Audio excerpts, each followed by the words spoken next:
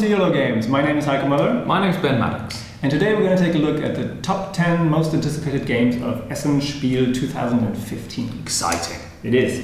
And but before we jump in, I would like to ask you, was it easy to make the list? Yeah, honestly, if I'm being honest, it was very easy to make the list. I looked through because my search criteria for women, I look very much on the surface. I don't do any research and then I dive in. Okay. So yeah, it was very easy. Well, just what appealed to me on the surface. There are so many games. There are like 650, 700 games being released. If you did research on everyone, you wouldn't get to the convention. So yeah, it was easy. Okay, so it wasn't hard to find 10 games that tickled your fancy? Oh, absolutely not. No. All right. You? At first, actually, I thought it would be hard because I heard stuff like, oh, this year is going to be not as good as last year. But actually, once I delved into it, it wasn't hard at all. So I got a considerable shortlist. How many war games are on your list? Since it is Essen, there's just... Actually, I've seen the top of your shortlist. Yeah, but except for that one, there's no war game as far as I know. Okay, so I'm going to guess that Trenches of Horror, Trenches of Death, something like this. It's called, that's a Polish game. I'm going to guess that's on the top 10, not the top 5 that didn't make the list. Okay. That's my guess. If you're going to guess, I'll guess on your list. I think I could guess a couple of games. Go on your list. I think you've got 504 on there. Okay. Pretty high up, I guess. All right. And then maybe Seven Wonders Duel. But I don't want to. We'll see what's on there. Okay, so I just want to say, I made the list with no specific sort of excitement value. There's no qualitative value in mind. So number one isn't the one I'm most excited about. Oh, you're not? No, it's just I made the list 10 games I'm interested in. Oh. And I left off some because I've already bought them. So if I've already bought them, they're not on the list. Ah, okay. So why don't we just start with the short list? The ones that didn't make it. The ones that barely didn't make it. So, because you've got more than me, you do 2, and then I'll do 1. That's a good idea. Okay, so you already seen the top of my list. It's They Come Unseen. War game, is it? It is. Oh, right. Surprise.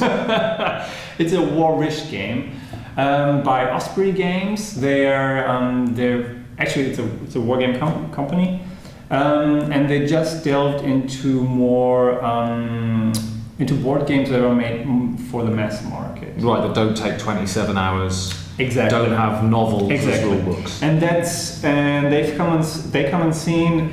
The thing is, why it's not on the list, the only reason is they're probably not in Essen. Right, okay. But it's on the Essen list, yeah? No. Is it not? No, it's not. Well, they're not coming, so...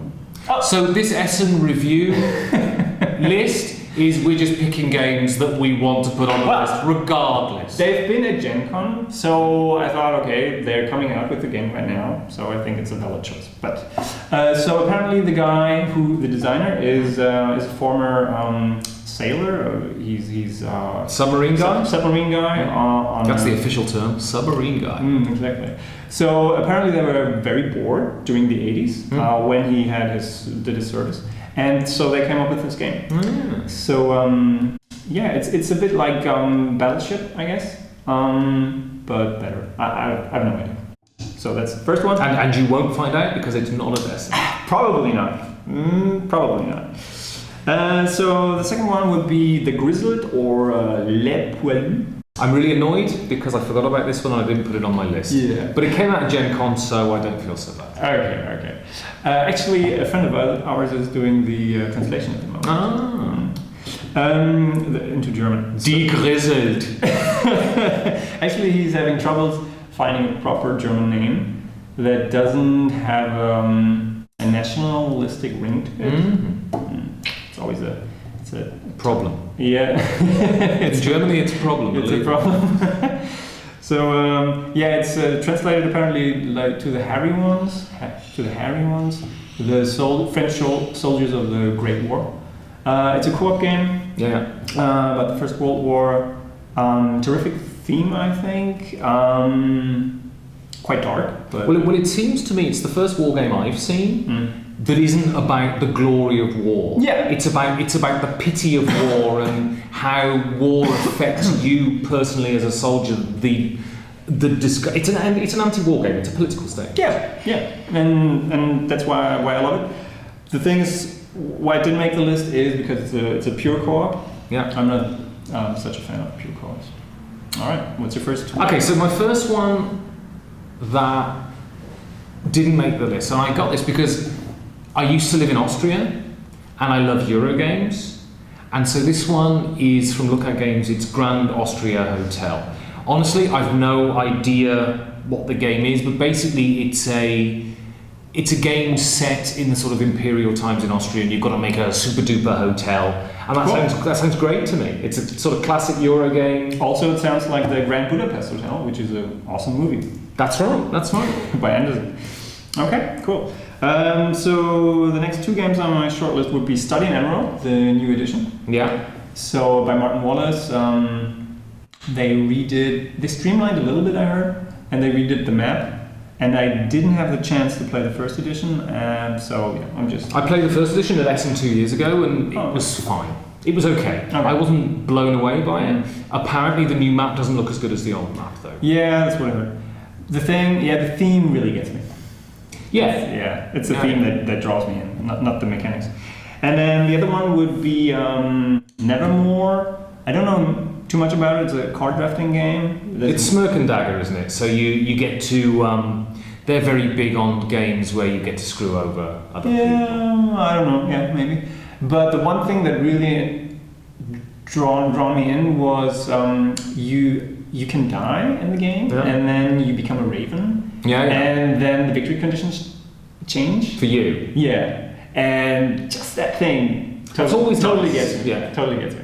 So my second one, and the reason this is not on my top 10 list, is because it's not coming out until next year. It's going to be at Essen for demo, and that's BIOS Genesis by Phil Eklund. And two reasons I'm interested. One, because I hear Phil Eklund makes super heavy, really complex games. Super heavy. And I want to try one. Okay. And secondly, the theme really appeals. This is sort of the genesis of life on Earth, and the primordial soup and all of that sort of stuff, and that appeals. It's interesting. It's not dwarves with axes and stuff. It's an interesting theme that's grounded in reality, and that appeals. There are more and more science games coming out, and that's true. And that appeals to me. That's true. Yeah.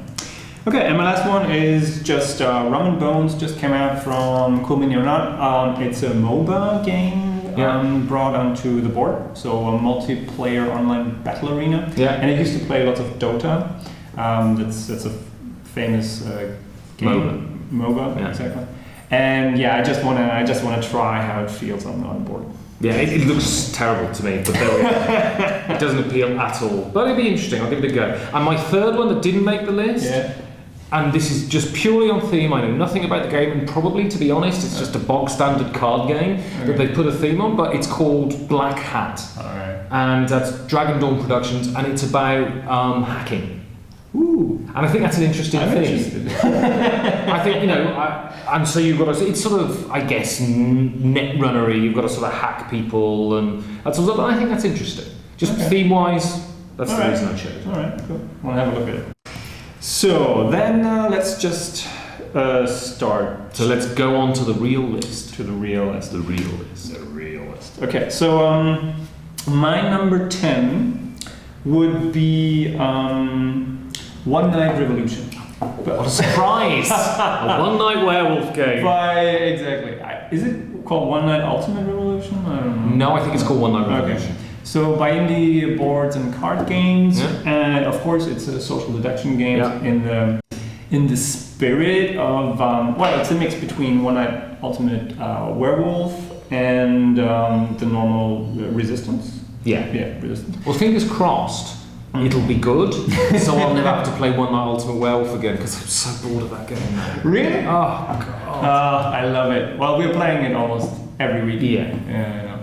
I know. So I mean, I'm not as enamored with Resistance as I am with Avalon or One Night Ultimate Werewolf. Yeah. But I'm just really interested in how does it translate to mix up these two things. Well, the thing is with One Night Ultimate Werewolf that bothers me is I really love Werewolf.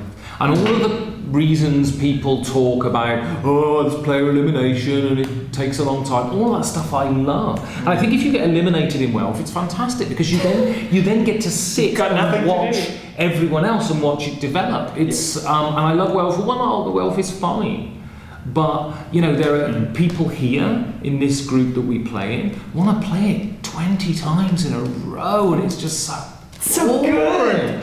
I think that's another topic for another time. But yeah, and apparently it's very good and it's different. So I think it'll be interesting. So my number 10 is another game that's not out yet.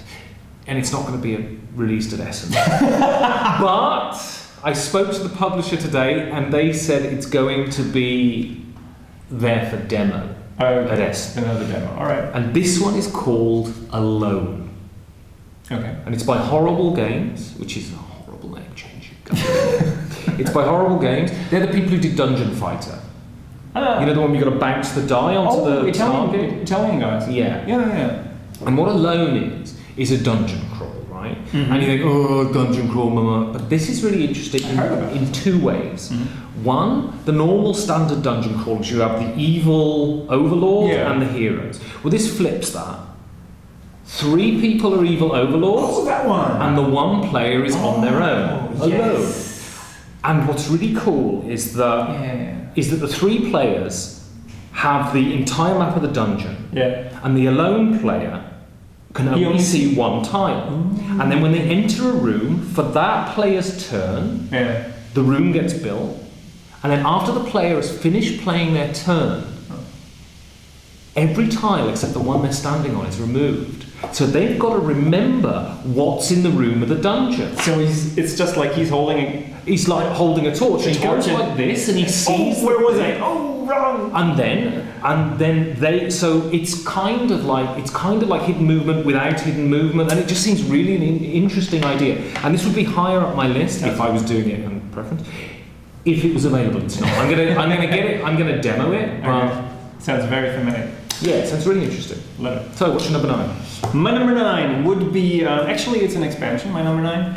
And the thing is, last year I missed the base game. It's called Comics. And that's, the expansion is called Comics Horror for the Comics base game. And that would be, it's by Essen Games, and it's a comic storytelling game. It's very simple, I believe. You just got cards with comic scenes, and then you build a story around that. But I'm still looking for a really good superhero game? Storytelling. Actually, I'm not that much into superheroes. Superheroes are boring. Superheroes are rubbish. Also, they're proto-fascist. And anyway, I'm really looking for a good storytelling game, and it seems simple enough that it can draw in many people. So that's why it's my number 9. That's interesting. I find storytelling games generally go down really badly, especially with nerds, because they're really bad at those. Yeah, that's true. Okay, so my second game would probably be at the top of my list. If it was available to buy at Essen, but it's not. It's only there available to demo. Okay. And this one really interests me. And basically this list was chosen on theme alone. Yeah, awesome. And this one is called Fog of Love. And what this is a 2-player card game in which you are people in a relationship and you have to play using cards the relationship and all the different things that can come up and all the things that can go wrong. And at the end of the game you sort of have 3 separate outcomes, which is either you split up, either you still are in a dysfunctional, unhappy relationship, or you resolve all your problems and it comes out fine at the end. So happy ending, happy American ending, sad Japanese ending, and then And open French ending. Well, and this is the beauty. Is the middle one a compromise? Is this the compromise middle good ending? Because for me, these two, when the relationship breaks up and you're free or you're in a happy relationship, they're the happy endings. This one, where you're just trudging along in a loveless relationship, is the tragedy at the end. So the victory, is there a victory condition you know of? Like, would you go for a certain? Do you have to get the happy ending or the sad ending, or do you know that? I think based on how you play the cards determines how the game will end up. So it's sort of like semi-co-op. But are you going for a certain outcome? I guess you can play for a certain outcome. Okay. I mean, it's only got a short description, okay. but I guess you could play for a certain outcome if you want. And that, I think that's a really... Yeah, a healthy breakup, I would go for a healthy breakup. Yeah. I think it's a really nice idea, it's a really nice theme. I mean, it's one of those things, awesome. It might end up being rubbish, but I'm definitely going to give it a go at Essen. And it sounds really interesting. Cool, that's your number 9. That's my number 9. Alright, let's come to number 8. Number 8 is a reprint from 1994. Yeah. A German one. The original is called Zwinkern, which translates to wink. And it's a very silly, simple game about you play number cards with numbers, I believe, and you have a certain numbers, and if someone sees you playing their numbers, they secretly have to wink at you, but no one else should see it, and then if it gets their turn, if it gets your turn again, you call them out, and then you both make a point. But if someone else sees it and calls you on it, they make the point. So it's a silly, funny, short game, and I just want to try it out. Could be great. Could be a great gateway game. Yeah, it sounds a really nice idea. Yeah. And that sort of dynamic across the table, you're trying to hide the winking and stuff, sounds like it could be a lot of fun. Yeah, exactly. So that's my number 8. So my number 8. Now this is from Spielworks. So it should be quite heavy. A heavy one. And Euro-y. Okay. And this one's called the Deluvia Project. And again, I got this based upon the theme. Okay. And this is Earth is overpopulated. But a new technology is invented and they're able to build cities in the sky. And your job, I mean, in the grand tradition of Euros, you're the project manager of one of these sky cities, and you've got to make one of the best sky cities. And so the reason it appeals to me is that it's obviously a Euro game, it's obviously a resource management sort of thing. But it's got that nice theme, and it's got that sort of, I like that kind of environmental thing. It's a game that's intending to make a political point, which I think not all games should, but I think if you can do that, and you can do that well, then it's great. What's the name again? The Deluvia Project. Deluvia Project. Okay, cool. My number 7 is another short game. It's called. Are you? No. I can't read your handwriting, so it's fine. Okay. It's called Time Bomb from Japan brand. I've played this. You did? I did. Well, someone cannibalized a copy. Yeah. Okay, cool. So usually I'm not that interested in the Japan. Is it called Japan? Japan. If you're speaking English, I guess. All right. Okay. Games. Japan if you're speaking Spanish, I think. Indeed, yeah.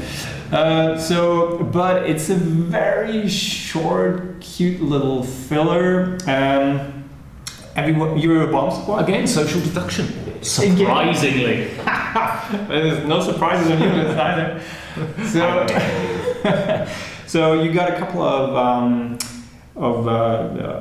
what do you call them? Cables you clip? So like on a bomb, you got to defuse a bomb. Yeah, you got to defuse a bomb. You got 5 cards in front of you. Everyone has 5 cards in front of them. They know their cards, and you got to find. I believe you played it before. Yeah. 4 diffusing cards. I think so. Yeah. And you may not hit the boom card. Something like that. And it's played over 3 rounds, as I remember. Okay. And so you talk to each other because one player is a trader. I believe, yeah. But he doesn't know. He doesn't have to have the bomb. It might be somewhere else as well. Yeah. So you gotta lie and then somehow get people to clip the bomb. Yeah. And it sounds awesome. Yeah, I mean, I played it once with a cribbed copy, and it was fine. It was okay. I need to play it again. I mean, it doesn't stick with me. I wasn't completely wowed, but I wasn't really concentrating when I played it, so I'd have to play it again. Okay, give it a go. So, my next one is another very heavy game. Number 7. And expensive, so I might not buy it because it's like €70 or something. And this is by Splotter, Spellen, the Dutch company. Oh. They make roads and boats, and they're famous for making big, heavy Yolo-Games? 5-hour. That's why I don't know them. They're super famous among a certain type of Euro gamer. I see. And this is their new game that they're coming out with this year. They come out with a game sort of once every 2 or 3 years, and then they have sort of like 500 handcrafted. Exactly, sort of 500 copies of them, and you could never get them again. Like the Ragnar Brothers. Okay. Yeah, exactly. All right. And this one, the theme appeals to me, and the little blurb. So I'm going to read the little blurb. Read the little blurb. Orange juice? They want orange juice? What is the world coming to? I want commercials for burgers on all channels every 15 minutes. We are the home of the original burger, not a hippie health haven. And place a billboard next to a new house on the corner. I want them craving beer every second they sit in their posh new garden. That one, now I know. It's called Fast Food Magnet. And what you're trying to do is build the biggest fast food chain.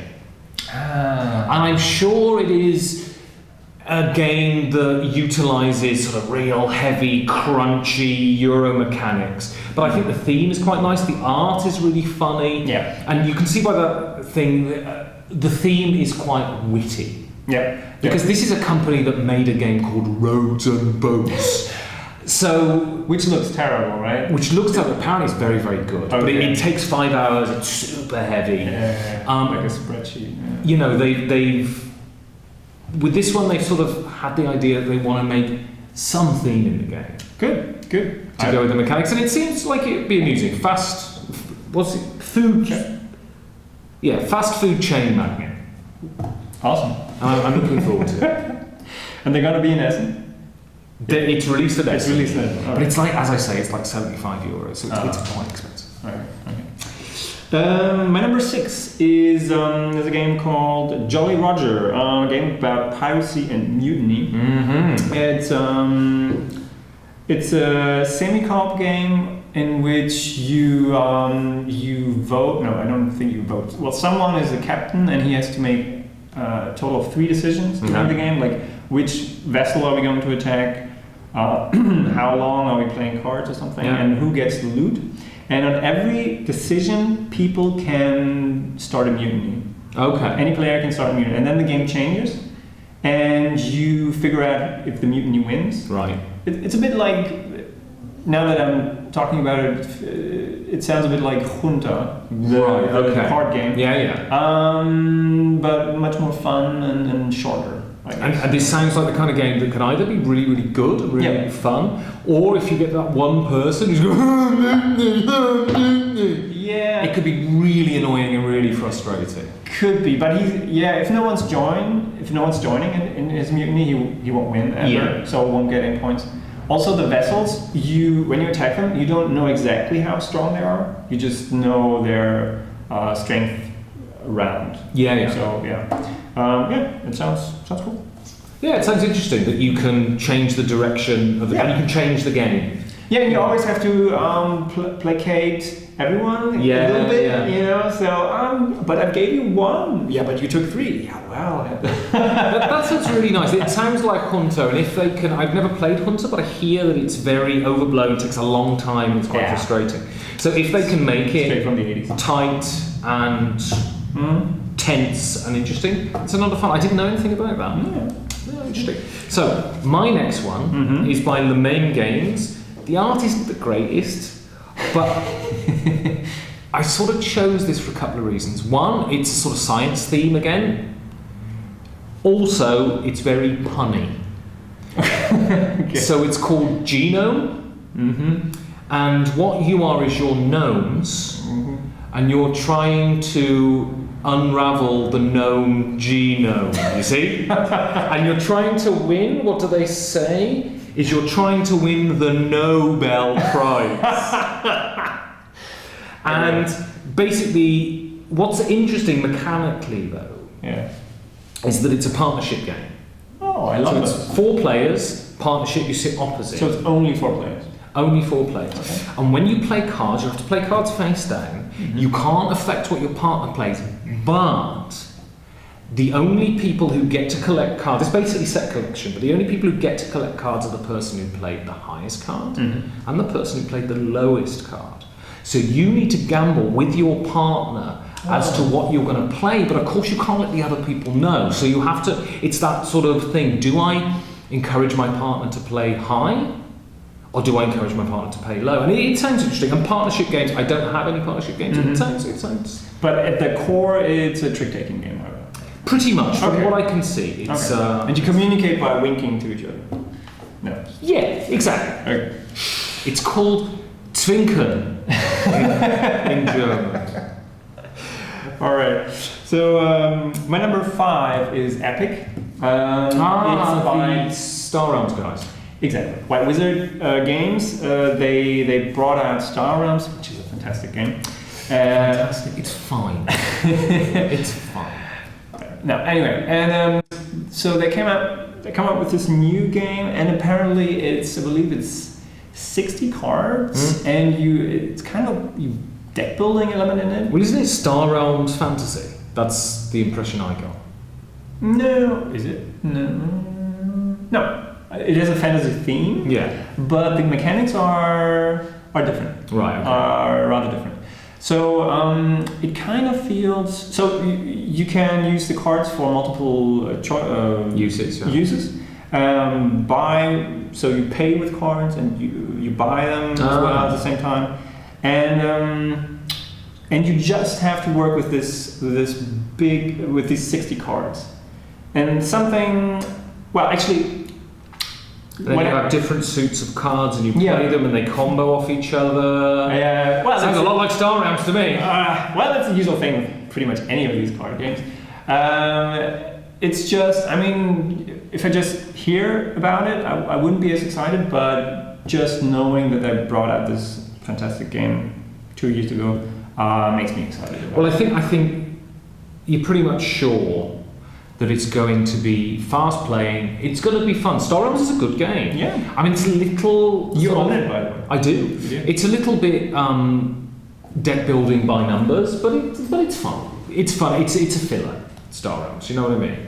And there are better deck building games like that. But I mean, the great USP with White Wizard is that they make games that are fun and cheap.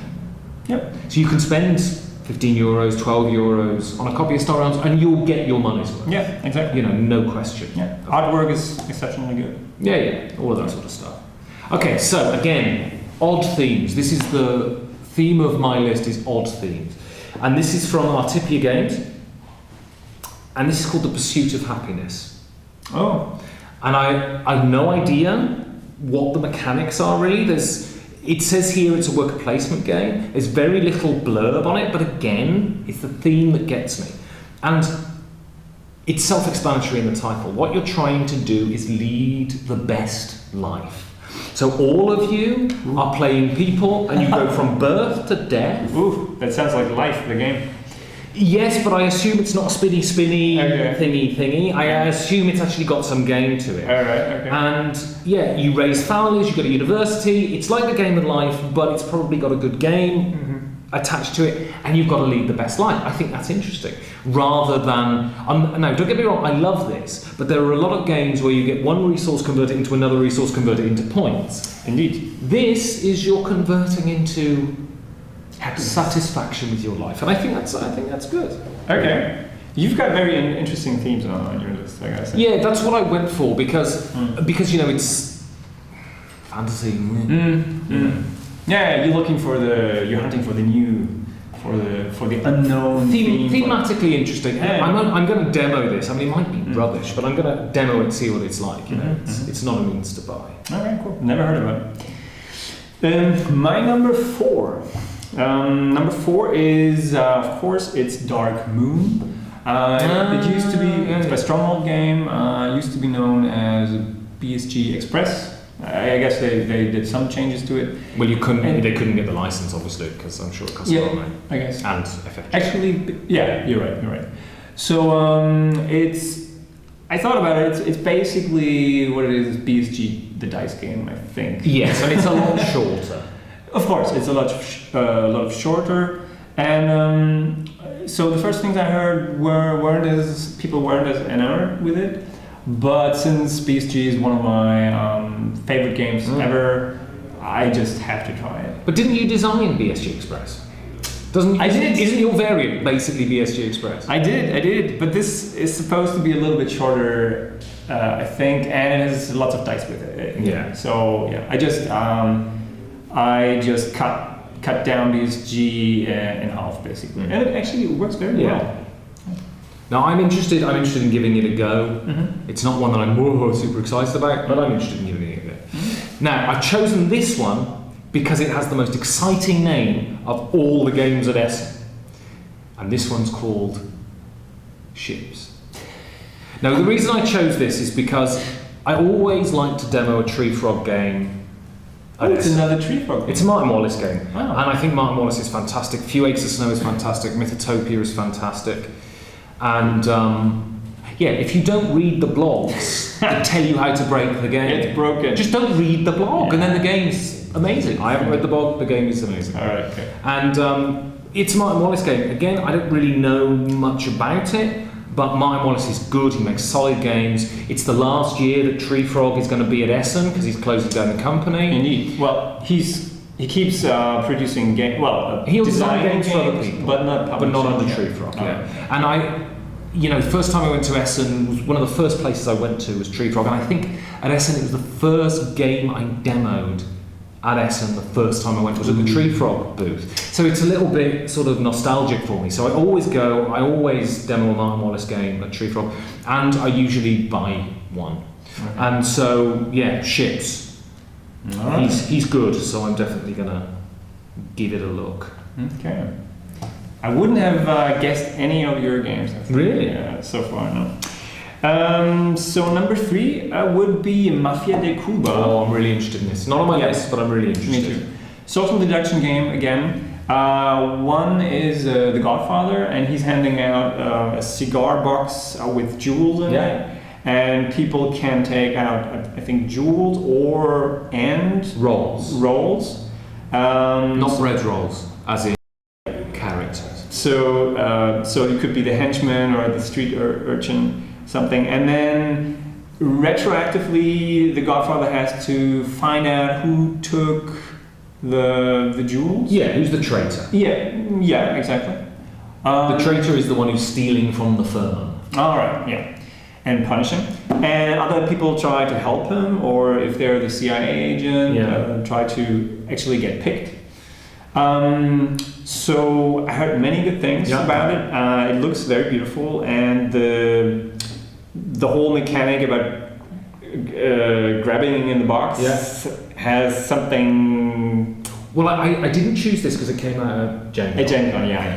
But what's so beautiful is, your standard hidden roll game, you get a card, you look at it, I know who I am. Yeah. The beauty is, you're in complete control of which roll you take, because you can see the rolls, they're in the box. Yeah. Which roll you take, or even if you adopt a roll. I think that's a really nice wrinkle on the hidden roll mechanic. That's true. And I think it's a really nice idea. It sounds really, really interesting. Yeah. I'm definitely going to give it a go, and if it's not too expensive, I might even buy it.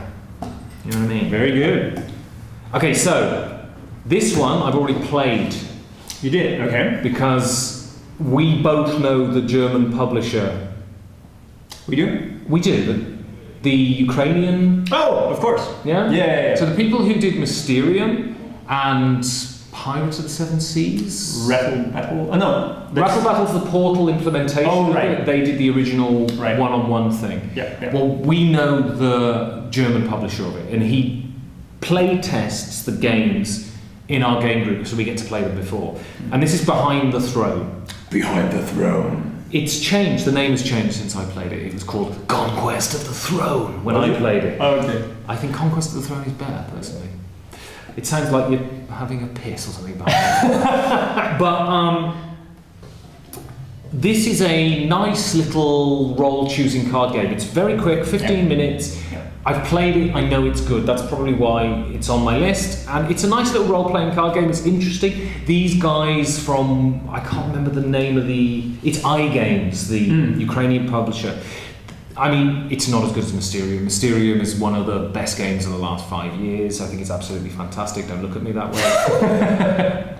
This isn't as good as Mysterium, but it's a nice, it's all different league. Sure, it's short. It's a filler. Yeah, but did I play it? Yeah, well, I played. You played with us, and yeah, it was pleasant. It's good. Very nice. It was really worth. Yeah, and it's 20 minutes, and I'm sure it would be super cheap. It's worth picking up. Nice game, and it plays up to. I thought it played up to loads. It doesn't. It plays up to 4. Mm-hmm. So if you know 4 people or 3 other people and you can play it. All right. So that's your number 3. That's my number 3. Ooh, it's getting exciting. Well, or not. It's my number 2 is Codenames. Yes. Well, I've already pre-ordered this. That's why it's not on my list. You did. Okay. The funny thing about Codenames is, it's not funny, but it's designed by Vlada Chvátil. And I have a history with Vlada Chvátil. You used to be married, didn't you? Yeah, exactly. I didn't like any of his games. Right. So far. Space Alert? Space Alert? Oh yeah, is that by him? No. Space Alert is, yeah. Galaxy Trucker. Galaxy Trucker's him, Space Alert is him too. Yeah, terrible, yeah. Dungeon Pets, amazing. Mage Knight? Oh god. Through the Ages is definitely your kind Pictomania. Is it not good? I've got Pictomania, I haven't played it. You got it? And then there was another one, the Tashkalar. I didn't enjoy Tashkalar much. So anyway, I'm very excited about Codenames. Because the world is raving about it. Yeah. It sounds super simple and very elegant. And I love simple, elegant games that have a certain lateral thinking involved. Yeah. So that's really and it's one of those games where firstly it plays up to 1 million, which is great. Yeah. So the party, it's really good. It takes some thinking, and it also has the moments. I'm sure it's full of those moments after the game where you're going, why did you say that? Yeah. But it's like, because of this, well, that makes no sense. Yeah. And that's always those are the nice moments. Yeah, exactly. Yeah. If people get excited. So are we at number 2? We are at number 2 already. Now, I chose this game firstly because I think it has one of the most sinister covers of a game I've ever seen. Okay. It's called Monster My Neighbor. It's a Korean game. Never heard about it. Okay. And it has the front cover has like in the background like a homeless guy kneeling down, and then in the foreground you have like a 12-year-old girl with like a creepy guy with glasses with a shotgun pointed to her head walking off into the distance. It's the creepiest thing you've ever seen in your life. Can you see this? Yeah. Isn't that weird? It is. You can't weird. see this. It's weird. Trust me. Weird. And I actually watched a video about this today, and it looks really interesting. This is a social deduction game. And what's it about? Well, one of you is a hunter, one of you is the monster.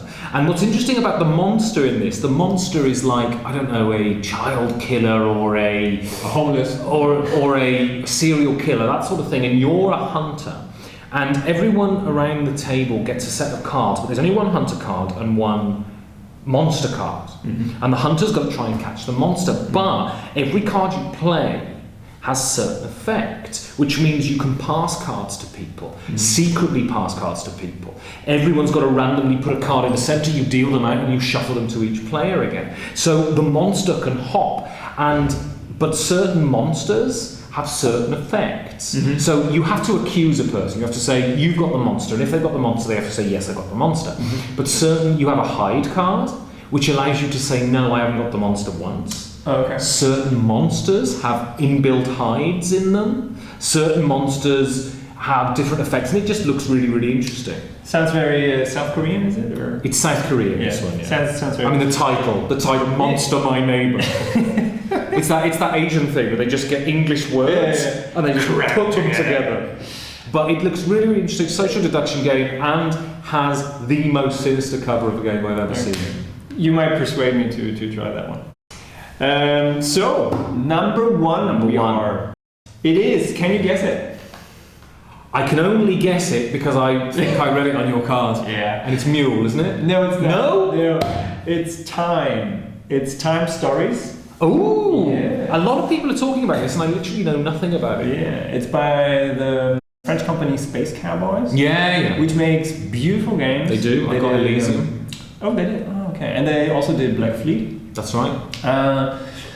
So I think they've been working on Time Stories for about a couple of years, 3, 4, 5 years, and what they were trying was to come out with a system, a base game, and for which you can buy small expansions, modules. Yeah.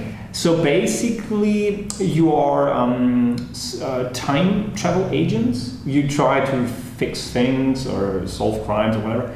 And everyone is... The basic, it feels like a role-playing game. Yeah. Everyone has a different role, different stats, stuff like that. And so you go into these different settings, times, and look with locations, and you turn over cards from these beautifully made locations, and then you have to decide what to do, where to go, and you buy these modules, and it sounds like it has great potential to be a fantastic game system, and great potential for utter failure as well. But it looks very beautiful, and I'm really keen on transporting that role-playing flavor to the board, to the table. Yeah, it sounds really interesting actually. I'll give it a look because, as you say, it has the possibility to be fantastic or the possibility to be a complete failure. Yeah. But I'll definitely give it a go. Yeah. And I guess Space Cowboys, because they're now the most successful games publisher in the world. What with Splendor and now Elysium. Oh, they did Splendor as well? Yeah, they did Splendor, yeah. Okay. So they're going to have a big booth, so I'll get a chance to play it, I guess. Okay, cool. Okay, so my number one. It has to be. It has to be. It's the most exciting game this year, and it's one of the biggest games. Everybody knows it. And I just watched the Dice Tower review of it, and they were gushing, and it looks brilliant, and frankly I can't wait, and I'm probably going to buy 75 copies of it, and that's Pandemic Legacy. The idea of legacy games just really appeal. That sort of, not only that constant development, but that idea that once you've done it, you can't go back either. Really appeals to me. I didn't play Risk Legacy because I don't like Risk, and I've no desire to play Risk, But this, I love Pandemic, and the legacy system is great, I hope, and it just really appeals. Okay, how much do you like the base game? I love Pandemic. It was the first hobby board game I ever bought. Okay. So, it has that warm place in my heart as well. I mean, Pandemic is responsible for a lot of people getting into gaming, I think. I think it blew my mind, the idea of a cooperative game. I had no idea it existed. And the theme is good, and the theme is good also for bringing in other people, because it's not pixies or goblins or whatever, Exactly. And I've got great plans for my copy of Pandemic Legacy. I'm very excited. Okay, but I think you don't really get. Would you say you get in new gamers with Pandemic Legacy? No, I think that's no towards intention. core gamers. Yeah, no, absolutely. Okay, yeah. Because or families or couples or whatever, because you need someone to play it through with, because it's an experience. Okay, yeah. I have the impression it's more complex than the base. Well, apparently when it starts, it's sort of vanilla Pandemic. Okay, and then it builds up. Yeah, and because it introduces complexity, even people who aren't sort of gamers, because Pandemic isn't very... No. And because it's a co-op, you can help people through. Sure. And building up those levels of complexity as you go. Because I've got this theory about gateway games and levels of complexity. I don't think it's because people don't know or people can't get it. It's just that people don't want that barrier of entry. If they're not gamers, they don't want to sit there and listen to a rules explanation for 40 minutes, and then they don't want to sit there at the beginning and think, too many I literally have no idea what I'm doing. That doesn't appeal. Whereas to me, that's not an issue, because I enjoy that element. So it's not the difficulty per se, it's the attitude towards the difficulty. And this seems to me to ramp up the difficulty at bite-sized chunks that people can appreciate. And it's going to be fantastic. It's going to be amazing. It is, and I'm very much looking forward to Essen. So these were our top 10 games. Top 10 games. We're going. Essen is 3 weeks away. Is it 3 weeks? I think it's 3 weeks. Something like that. And we're going to go there with a bunch of people. Drink a lot of booze. He doesn't drink booze. Yeah. I'm going to drink his share. Playing lots of games in our little abode that we rented. Yeah. I am very excited about that. Me too. Looking forward to it. And I hope you enjoyed our list. And thanks for watching. Thank you very much.